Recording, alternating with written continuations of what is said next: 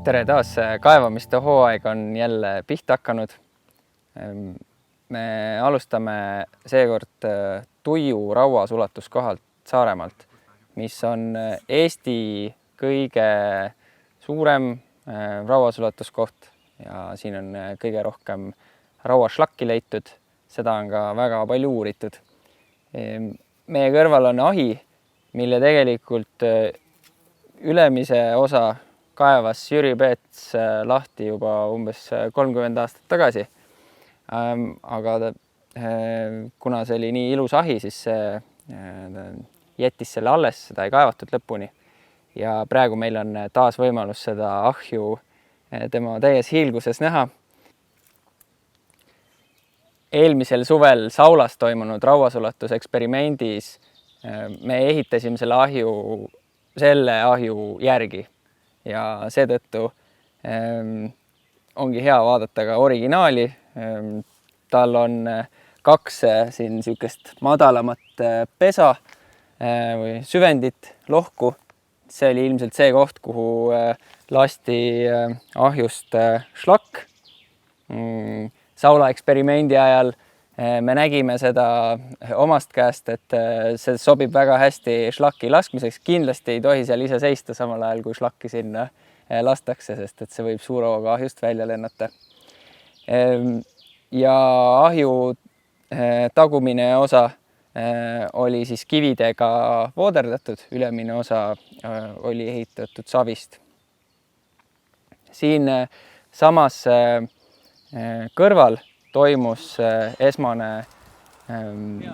toorraua rikastamine, ehk siis neid ahjust välja võetud pätse, ilmselt juba kasutades seda esimest kuumust, mis rauasulatusahjust sul saada on. See päts sepistati kohe mingisse kujusse ja siin alas on siis meeletult palju neid tagiliblesid, mis siis, kui magnet sinna lähedale panna, jäävad suures koguses sinna külge. Ma ei ole Eestis teistest sepikodadest kunagi näinud nii suurt tagiliblede kontsentratsiooni, et ilmselt on siin üsna intensiivselt rauda sepistatud. Neid kaevamisi aitab läbi viia Agnes Unt, kes on Tartu Ülikooli magistrant ja teeb siin oma kaevamiste juhatamise praktikat. Ja ta räägib ka siis teisest ahjust, mida me kaevame. Tere, mina olen Agnes. Mina teen siin kaevamiste juhatamise praktikat. Ja praegu me seisame siis väga originaalses kaevandis, milleks ei ole üldse ajalooline kaevand, vaid see ahi on tehtud teiste Tuiu ahjude järgi, kuid on kasutuses olnud 1980-ndatel. Et siin siis umbes 10 korda vist sulatati rauda ja jäeti siis eksperimendi korras meile välja kaevata, et näha, kuidas ta võiks välja näha tulevikus.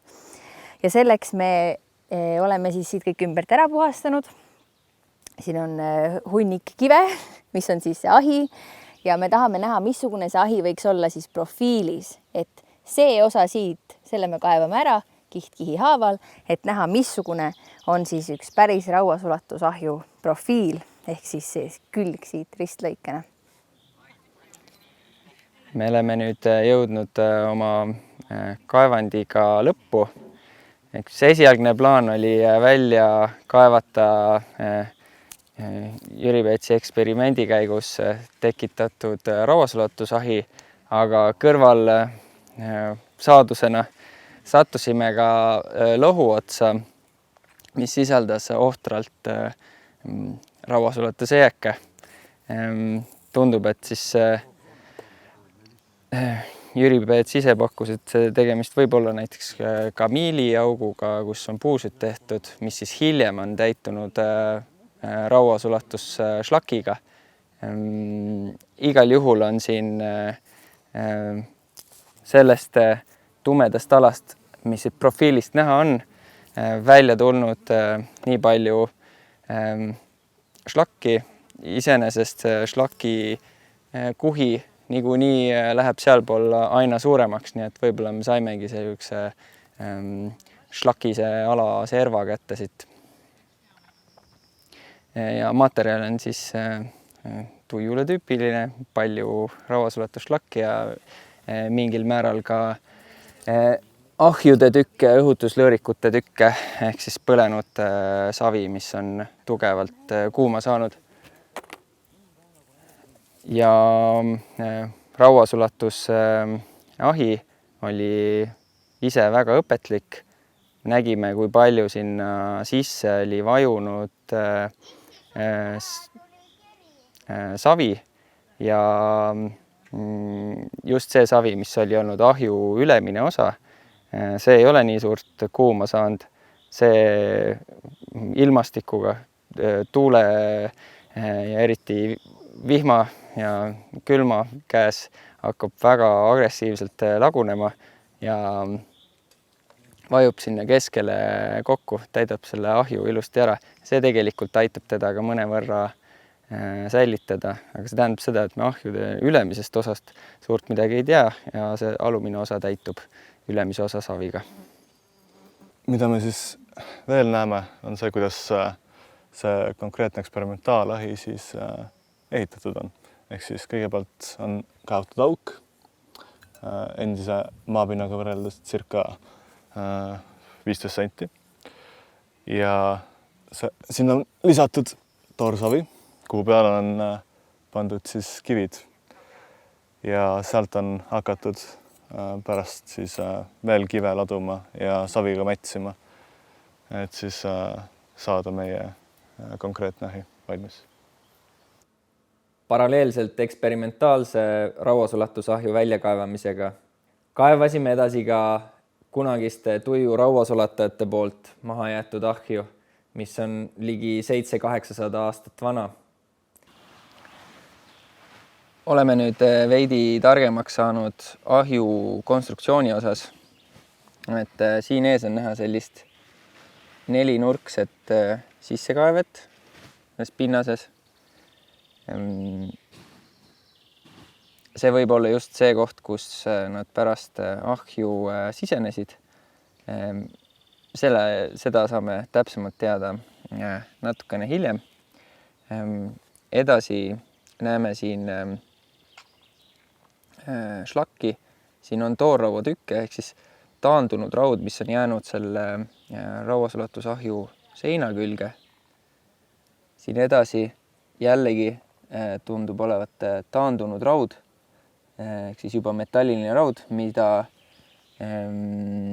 nad ei ole siit välja võtnud ja tegelikult siit põhjast raua seest saime ka kõige rohkem rauamaaki.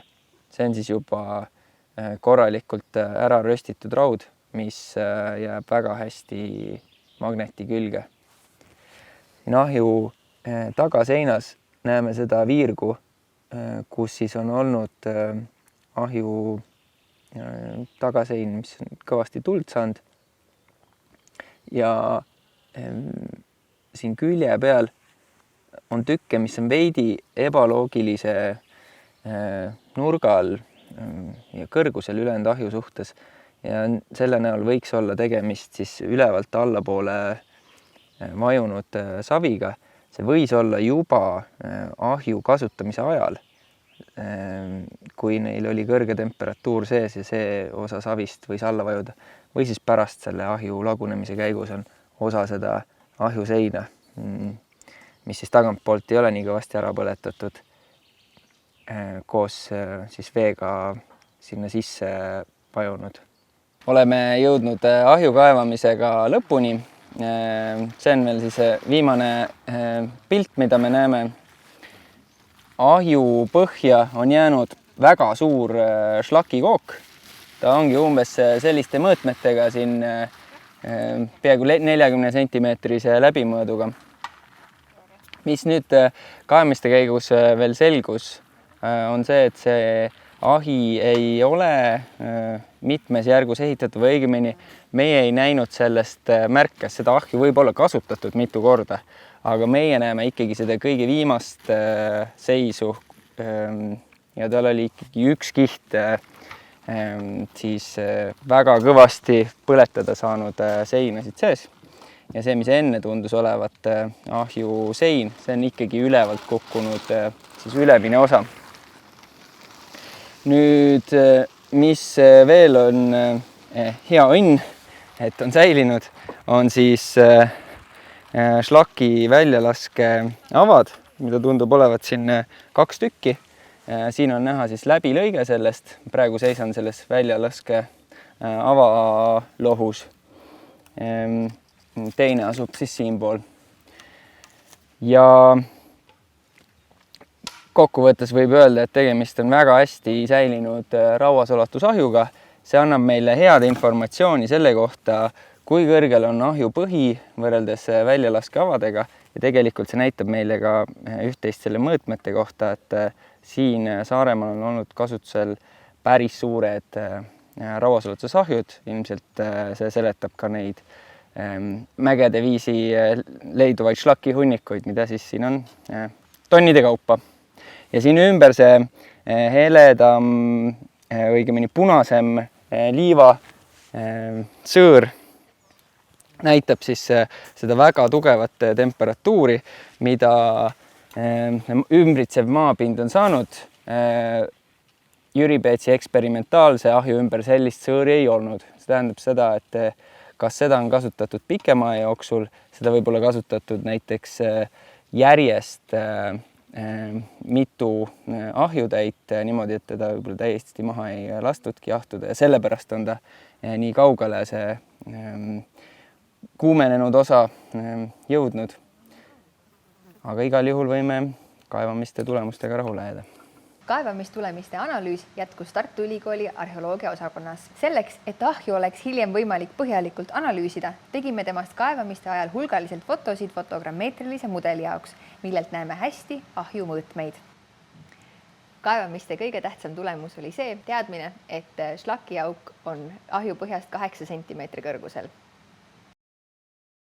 Huvitaval kombel on just viimaste aastate edukate rauasulatuseksperimentide juures kasutatud samasuguse ehitusega ahjusid.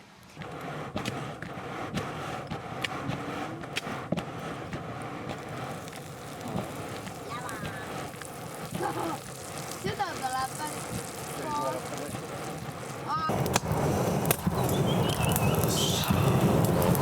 Ossa poiss, aga